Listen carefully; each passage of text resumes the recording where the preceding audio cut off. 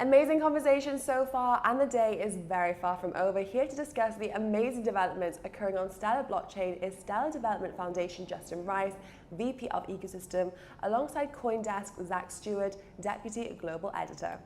Hey everybody, we're here now. I'm Zack Seward of CoinDesk. I'm joined by Justin Rice. He's the head of ecosystem at the Stellar Development Foundation. We're going to bring the energy. This is a late night show. We're going to have some fun here, and we're going to get right to it. I want to tease a little bit of news. Well, actually, you know what? I don't want to do that. I want to say first, hi, Justin. How are you? I'm great and super happy to be here, ready to get into it. But what's the news? What's the news? Well, I mean, the news is you guys are doing a little something new, right? You know, when you think of Stellar, you think of like cross-border payments, remittances, fast, cheap payments across borders. That's what I think of when I think of Stellar. And all of a sudden, I hear that there's a proposal in place to make an automated market maker native to the Stellar protocol. Can you tell me about this and where this fits in Stellar's DeFi ambitions? Yeah, it's a good point that you raised. Stellar is designed for cross-border payments. It's a open source, open participation network that makes it really easy to issue an asset, to issue assets that represent real-world currencies, specifically fiat currencies, and to connect to existing financial infrastructure, to allow people to essentially create stable coins that are backed by reserves. It's designed so that those stable coins can basically interoperate. You can not only hold any kind of, or create and then hold any kind of asset on the ledger, make payments in those assets, but you can also exchange assets. And so someone can essentially create an asset that represents a real world currency in one endpoint, right? One market, one jurisdiction, and transact across the Stellar network without any counterparties to essentially convert that asset and make a payment that arrives in its destination and is sort of off-ramped through another local provider who has issued a stable coin in that jurisdiction. In order for that to happen, there has to actually be a liquid market that allows the exchange of assets. From its inception, Stellar has had built-in order books. Order books essentially take, like the ledger itself, not only tracks accounts and balances, but it also keeps track of if you want to make an order to buy or sell an asset, it will sort of place that order on the order books, compile, take all of the orders and sort of compile them together into a single set of order books, and then trades execute when orders cross, right? So that's a very traditional way to exchange assets. But there are some limitations to the order book model. Like, order books are great. They're very easy to reason about. And for a lot of assets on Stellar, they've served to create good liquidity. But in order to sort of create liquidity, you have to put orders that live on the order books. And that requires a certain amount of capital. You have to have capital to put those orders. And it requires a certain amount of sophistication because it's a fairly complex thing to do to keep those order books stocked and to respond by adjusting them constantly based as prices move. So, of course, automated market makers, they were a development that was sort of realized in the DeFi world. And on other networks, people basically realized that instead of having these sort of manual orders that you place on the order book, you can create an underlying algorithm and allow people to pool assets and to execute trades based on that algorithm.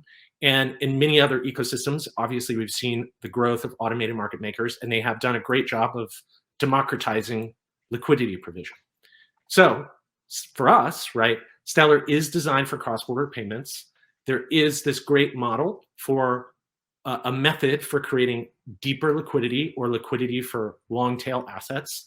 And we realized that we could, on the protocol level, make some changes, introduce new operations, new kinds of transactions, introduce liquidity pools as a first-class ledger level idea, and allow developers to essentially build on top of Stellar to give users access to deposit liquidity into those liquidity pools, thereby potentially bootstrapping overall network liquidity.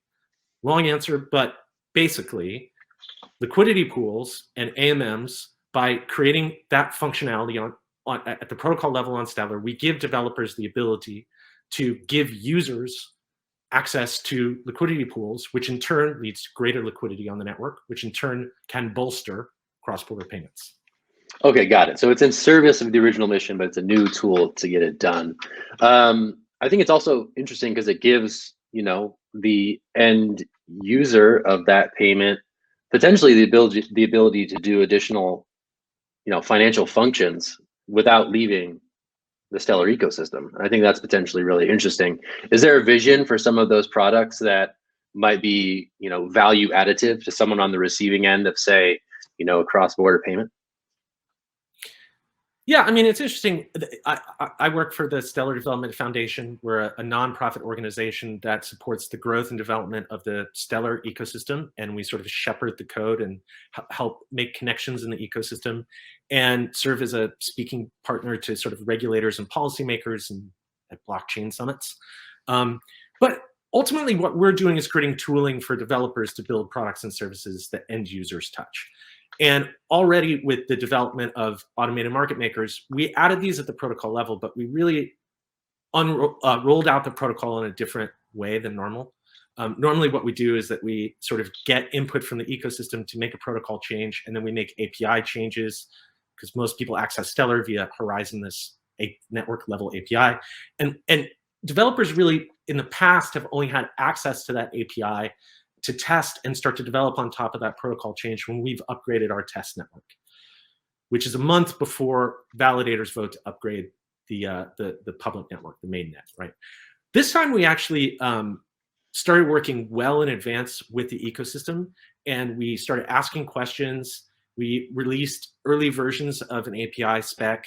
We released a mock environment, mock API environment, and we created something called a future net, which was basically like a bleeding edge test net, all before we'd settled on the protocol changes, all before we'd settled on the API change. Part of the reason for doing that was so that ecosystem developers could say, how does this work? What are they planning to do to sort of create the tooling? Does it meet our needs? And what we've and as a result, when the network upgrades, assuming that the validators on the public network vote to upgrade the network, immediately these products and services that these ecosystem companies have built will be able to offer users access to deposit into liquidity pools. And the products and services that people are building by giving that ability to deposit liquidity, it is adding value, right? Most of these are Stellar wallets or front-end exchanges for the Stellar decentralized exchange. And suddenly the people who have accounts in those wallets can deposit liquidity, and they by depositing liquidity, they get pool shares, right? And so I think what we have already seen, even pre-launch, is that there's a lot of value added for the wallets and interfaces that are built on Stellar. I think once the launch happens, we will continue to see more. And I think to answer your question, a lot of what the ecosystem will decide to build, I'm really interested to see. Obviously, we don't control it, but I think that having a new feature and exploring it is something that the ecosystem will continue to do, and I think we'll end up with some pretty cool stuff. Yeah, it seems potentially really big for an ecosystem that's been chugging along for a number of years now. The thing I want to ask, because we've seen a lot of it in recent months, is that the foundations that are supporting a lot of these base layers are rolling out really sizable incentive packages for projects to start building on these green fields, especially in the DeFi space. Are there any incentive package, liquidity mining ideas, other that are kicking around in SDF's head in terms of making sure that stuff is built once you guys roll out this protocol change? Yeah, well, it was interesting in all the conversations that we had leading up to this protocol change, where we asked the ecosystem what they wanted. That actually drove the protocol change. Like, ecosystem companies were saying, we believe automated market makers should be introduced to Stellar, and we believe it should be done at the protocol level. So the actual impetus to make this change to the code was driven by the ecosystem already. In fact, like, not to get too technical, but the way that ecosystem or protocol changes happen is that there are these open proposals, core advancement proposals. And there were actually a couple that were created at the same time that specified how to add automated market makers. And eventually we ended up with kind of a synthesis of a number of proposals. And so for building interfaces for automated market makers, we, the foundation, have not provided any direct incentive. Rather, we decided to put our development effort into this feature because there was a strong desire for automated market makers in the ecosystem. I mean, that said, part of our role is that we do have Lumen allocations. So Lumens are the native network token that are used to basically pay gas fees or network fees and network reserves. We have a Lumen allocation that we, the SDF, do distribute, and we have a very clear mandate. We actually have like a page, right, that you can go to and you can look at the SDF Foundation mandate, and it will show you every account that holds Lumens, what program each one is destined for, and you can actually watch in real time as we make those payments. And so there are a number of grant and investment programs that we have that are just generally to support and grow the ecosystem. You know, there's an enterprise fund where we invest in Stellar built companies. There are infrastructure grants that help people who are building sort of important vital infrastructure that's necessary for businesses to build on Stellar. There's a community fund where the community has a say that's open participation, like open application.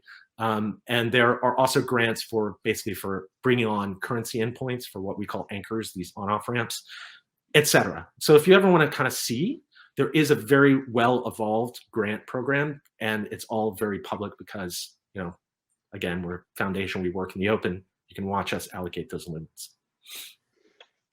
I will watch you do that. I will look. I will see those things happening in real time. That's my job. Yeah, keep us honest. We're watchers. But yeah, I'm thinking of, you know, Avalanche, Phantom, Near recently rolled out something like an $800 million incentive package. It seems to be the flavor of the moment. I'm just curious what's going to emerge now that you guys have some additional functionality. I mean, is there a likelihood that we could see like household name AMMs integrating on Stellar in the near term? That's a great question. You know what? I'm for it. Okay, consult the crystal ball. Yeah. I don't know the future. I don't know. I mean, like anyone can build it. One of the coolest things about working for a foundation, working for an open participation network, is that we do provide this great tooling. We do collect feedback. We do work to try to serve the ecosystem, and we support the ecosystem. But what's cool is that like the projects that come that get built on Stellar, oftentimes they surprise me. You know, we don't control them. We don't have a say in who gets to build on the network, and that's a great thing. And so it means that there's like this sort of green field for innovation where you know, Stellar is also very developer friendly. Like there's a lot of great tooling. It's very accessible. There is a low overhead to get building. And also it's not very expensive. Say if you build something on the test net and you want to deploy it to the main net, you just have to change a line of code. There's not high gas fees, right? So there are so many projects, you know, that are building on Stellar right now that surprise me. There are DeFi projects like Yield Blocks. There are chains being built to other networks like Pendulum. There are NFT platforms like Lightmint. All of these are things that have just found Stellar useful. They found it to be the right place to build, and so they show up and they get building. So if you know, in a way, it's like who's going to build on Stellar next? There are many great possibilities, and I'm excited to see this stuff. Good stuff. Me too. Let's talk about some of the interesting partnerships that you guys have booked in recent months. The one that stood out to me recently was the MoneyGram partnership. You know, MoneyGram has a storied history of crypto partnerships, notably with Ripple, working with them in the past until the SEC alleged that XRP was an unregistered security, and MoneyGram decided to terminate that relationship with Ripple. And then they signed with Stellar. So I think that was really interesting to see that development. I think obviously, like with a lot of conversation around specifically like the El Salvador Bitcoin law potentially being really disruptive to the money transfer business, I'm really curious about you know, that MoneyGram partnership specifically and what that meant for the Stellar Development Foundation when you guys booked that one. What's like the inside story of how the MoneyGram thing came to pass? Yeah, the MoneyGram partnership is quite new, and right now it is basically in we are, let me see what the pilot stage is happening now, and the planned launch is in Q1 of 2022. And what's different, or what's interesting about the way that MoneyGram and Stellar are integrating is that MoneyGram already has so much of the money transfer business figured out. They do a great job with so many things. They have tons of locations. They have tons of agents. They handle FX. They are in markets all over the place. They're very accessible. And so rather than trying to say, let's stick Stellar rails in the middle of MoneyGram, let's replace what's working with blockchain what we are actually working, like what the pilot for MoneyGram is actually doing, is allowing Stellar projects, Stellar built projects, specifically wallets and applications, to connect. You know, if you're plugged into Stellar, you can connect to the MoneyGram rails, which means that if you build on Stellar, if you build a wallet, an application, a product or service on Stellar, you will be able to plug in and pay out to all the MoneyGram locations. And so rather, like, this sort of takes advantage of the strengths of MoneyGram and the strengths of Stellar. It makes it so that everything that MoneyGram is doing well is suddenly accessible to a new breed of developers. And I think that it could be transformative, right? Especially if you take something like improved network liquidity and add to it just these like the ability to connect your wallet to a network and pay out to locations all over the world. I think it's a pretty amazing thing for someone who's building.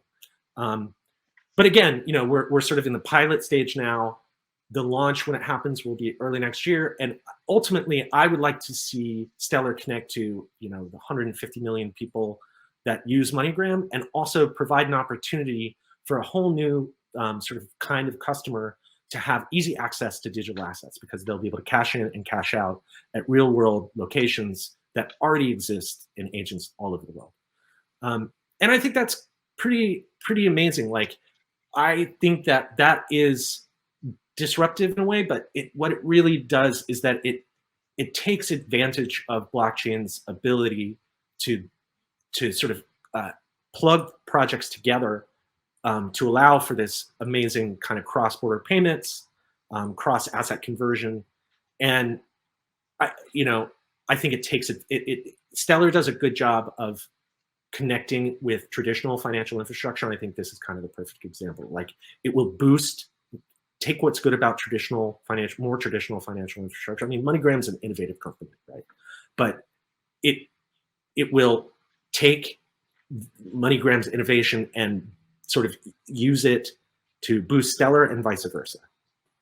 And with this particular thing, USDC is in the mix too, right? So I'm curious about that. USDC has run on Stellar for a while now, but this particular MoneyGram partnership involves USDC. Can you speak about how USDC fits into the equation with this one? Yeah, so USDC is obviously a well-known asset. It's issued by a consortium that is sort of trusted throughout the industry, and they've issued USDC on multiple chains. And USDC on Stellar is cool because Stellar is very well-tuned for payments. It makes it really easy to transfer USDC. It makes it great for cross-border payments because it's fast, because it's cheap, and because it's incredibly accessible.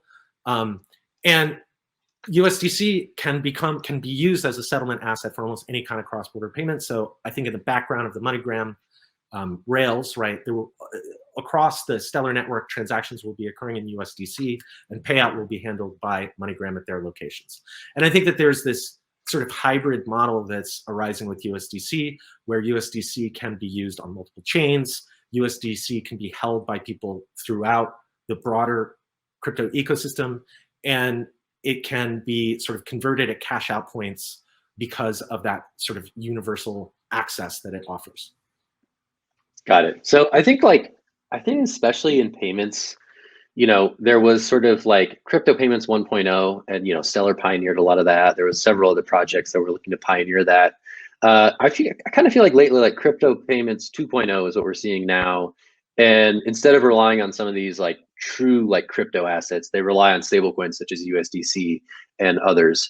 I was just curious if you had any thoughts on that evolution, and how sort of the crypto payments, especially in the cross-border space, with any number of these projects, are seemingly relying on, you know, fiat-backed stablecoins much more than they had been in the past.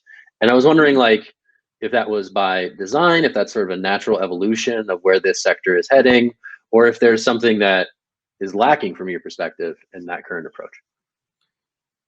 Yeah, it's interesting. I mean, Stellar was always designed with stablecoins in mind. The entire idea was that there would be a network that makes it easy to issue assets, and that what we call anchors, but essentially are stablecoin issuers, would connect to that network in local jurisdictions.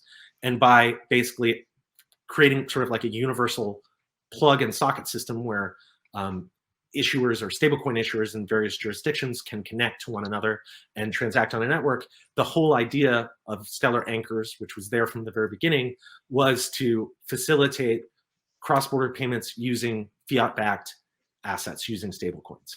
I think there's something very natural about that progression, right? Because digital assets are great, and sort of the trustless nature of blockchain is great because you end up with a system that allows for transparency, for stability, for redundancy, for accountability, right? There are these ledgers that anyone can join, anyone could participate in, and that are kept honest by the nature of the technology itself.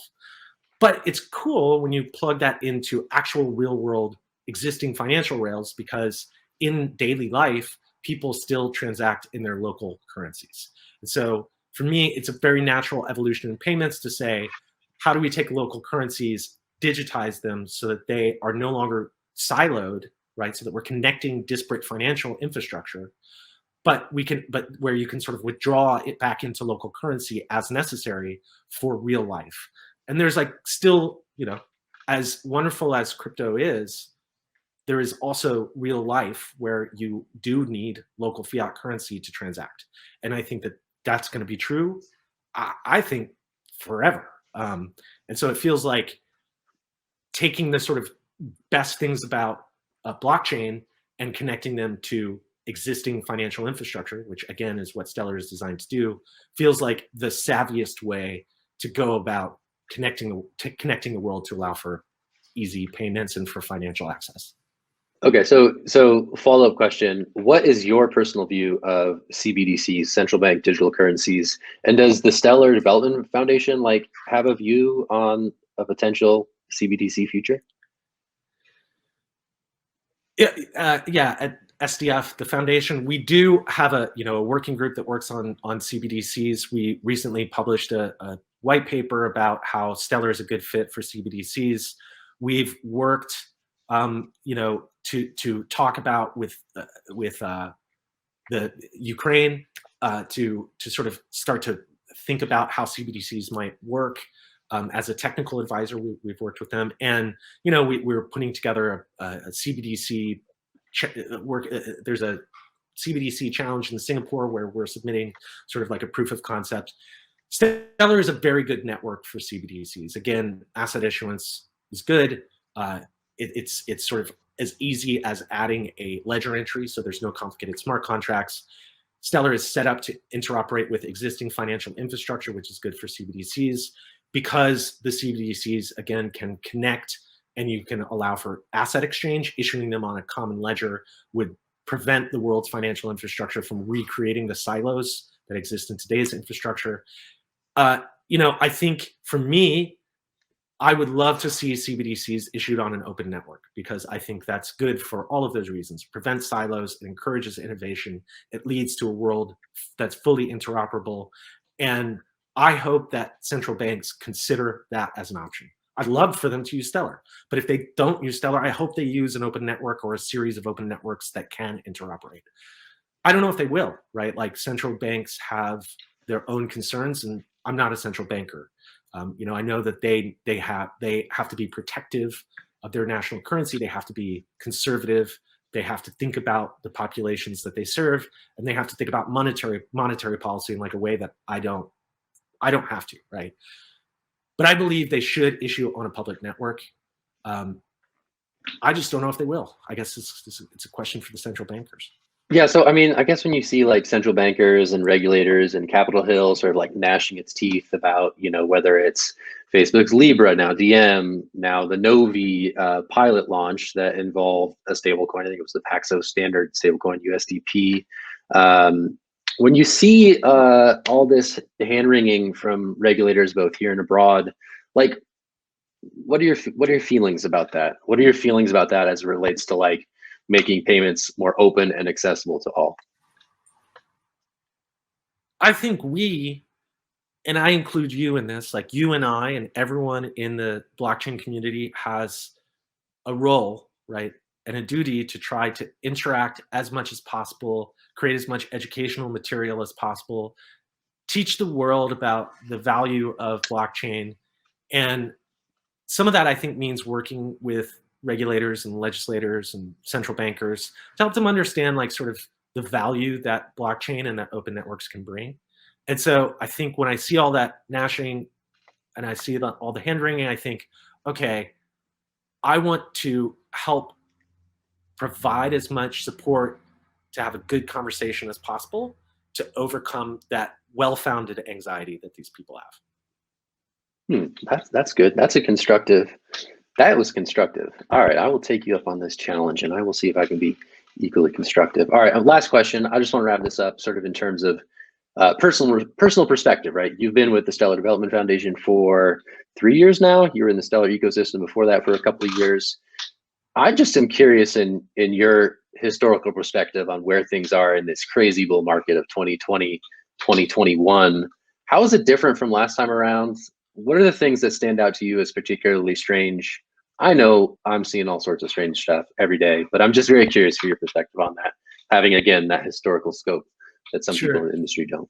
Yeah, I mean, I feel like crypto attention, blockchain attention in sort of, or the public's attention span, I'll say the public's attention for blockchain related activity, right? The amount of attention that they pay, it ebbs and flows, but it seems to always be trending up, right?